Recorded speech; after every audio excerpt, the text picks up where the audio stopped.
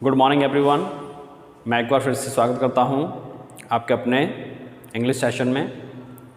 Dear students, जैसा कि हमने और आपने पिछली क्लास में अध्ययन किया था, vowel, consonant, semi vowel, word और सिलेबल तक हम और आप पहुंच गए थे।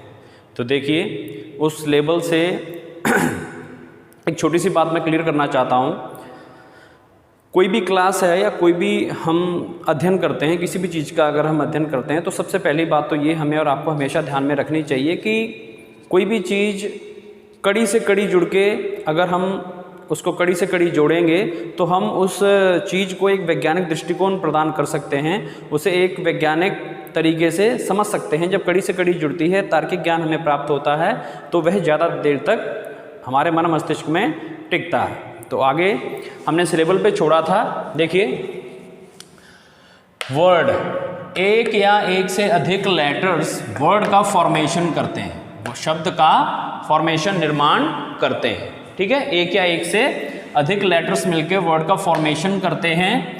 जैसे एक, तो एक लेटर आई से हमारा तात्पर्य है मैं, आई से हमारा तात्पर्य है मैं, एक लेटर से एक शब्द बन गया।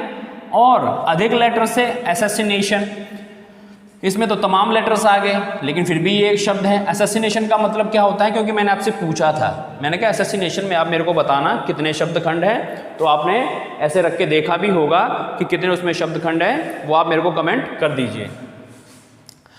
राजनैतिक हत्या, और बेटा जी एक सिलेबल वाले शब्द मैंने आपसे पूछा था कि मेरे को 4-4, 5-5 एक सिलेबल वाले, 2 सिलेबल वाले, 2 से अधिक सिलेबल वाले शब्द आप बताएंगे। तो देखिए, एक सिलेबल वाले शब्द में आई, मे, गो, सिट, आई, मे, गो, सिट, और भी तमाम शब्द हैं, आप उन्हें देख सकते हैं। 2 सिलेबल वाले शब्द ब्यूटी, खुद बोल के देखिए, ब्यूटी, यानी 2 खंड में हम इसको बोलने में कामयाब हो रहे हैं। ब्यूटी, मंकी, जवाब रखेंगे मंकी। ठीक है, तो 2 शब्द खंड इसके हो रहे हैं। Father, mother, इटीजी। 2 से अधिक सिलेबल वाले शब्द अगर हम बात करें तो 2 से अधिक सिलेबल वाले, तो एक ब्यूटीफुल शब्द मैंने पहले भी बताया था आपको, ब्यूटीफुल। तो ये जो छोटी छोटी बारीकियां हम सीख रहे हैं, कोई भी शब्द हमारे और आपके सामने आए तो हमें कोशिश करनी चाहिए कि क्या जो चीज़ हमने सीखी है वो उसमें विस्तृत रूप से हम उसमें सही कर पा रहे हैं, उसमें हम महसूस कर पा रहे हैं कि क्या ये चीज़ सही है। Beautiful, democracy, etc.. फिर उसके पश्चात बेटा जो शब्द हैं, शब्द के पश्चात हम किस जगह पहुंचते हैं, तो देखिए फ्रेज से हमारा तात्पर्य है वाक्यांश, वाक्य का अंश। इसके बारे में मैं कुछ छोटी छोटी सी बातें बताना चाहता हूं आपको। फ्रेज क्या होता है, इसमें भी शब्द होते हैं, शब्दों का समूह होता है, किंतु सेंस वो पूरी नहीं दे पाते।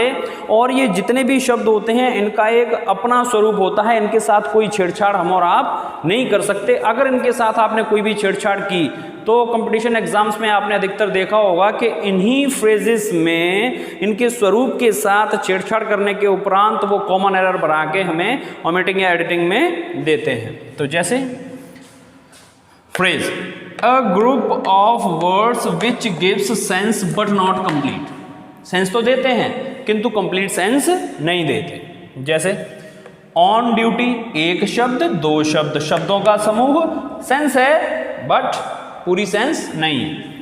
इन द कॉर्नर, शब्दों का समूह है पर सेंस पूरी नहीं है। जैसे एक सेंटेंस बनाया है यहाँ पे, Pandey ji was on duty. ठीक है, Pandey ji was on duty. तो ऑन ड्यूटी जो है वो हमारा एक फ्रेज है, उसके साथ कोई छेड़छाड़ नहीं हो सकती। एक नोट है, इसको आप नोट कर लेना, काम आएगा आपके, कि फ्रेज के साथ कोई छेड़छाड़ नहीं कर सकते वरना कॉमन एरर हो जाएगा। अगर आपने फ्रेज में कोई भी एक भी शब्द आगे पीछे किया तो वह आपका कॉमन एरर बन जाएगा। प्यारे बच्चों, फ्रेज के उपरांत हम पहुंचते हैं अपने क्लॉज पे। क्लॉज का मतलब होता है उपवाक्य। उप से आप समझते होंगे जो असिस्टेंट होता है, जो छोटा होता है। A group of words which contains subject and verb. अब क्लॉज क्या है, सब्जेक्ट भी है इसका, वर्ब भी है इसकी, जो कुछ एक सेंटेंस के पास होता है वो इसके पास भी है, किंतु फिर भी कहीं महीन सा एक अंतर ऐसा है कि यह सेंटेंस ना होके सेंटेंस का क्या है, उपवाक्य है, यानी वाक्य का एक छोटा भाग है। A group of word which contains subject and verb, तो देखिए जैसे ही सेड सब्जेक्ट है, वर्ब है, रिया सब्जेक्ट है और वाज डांसिंग वर्ब है। अब कोई कहे कि फ्रेज और क्लॉज में हमें अगर छोटी सी तुलना करनी हो तो क्या है, यहाँ पे आपको अगर सही से दिख रहा होगा तो ये ग्रुप ऑफ वर्ड्स फ्रेज में होते हैं, बिल्कुल होते हैं। ग्रुप ऑफ वर्ड्स क्लॉज में होते हैं, बिल्कुल होते हैं। सब्जेक्ट प्लस वर्ब फ्रेज में होती है, जी नहीं, बिल्कुल नहीं होती। लेकिन क्लॉज में सब्जेक्ट प्लस वर्ब आपका जरूर होता है, ठीक है। अब फ्रेज और क्लॉज और सेंटेंस, तो देखिए जैसे I have a car of gold, I have a car of gold coins, I have a car which is made of gold. इन तरीकों से हम इसको फ्रेज, क्लॉज और वाक्य के माध्यम से ऐसे सेंटेंस छोटे छोटे बना के एक दूसरे के ऊपर डिपेंडेबल कैसे होते हैं उनको हम समझ सकते हैं, ठीक है।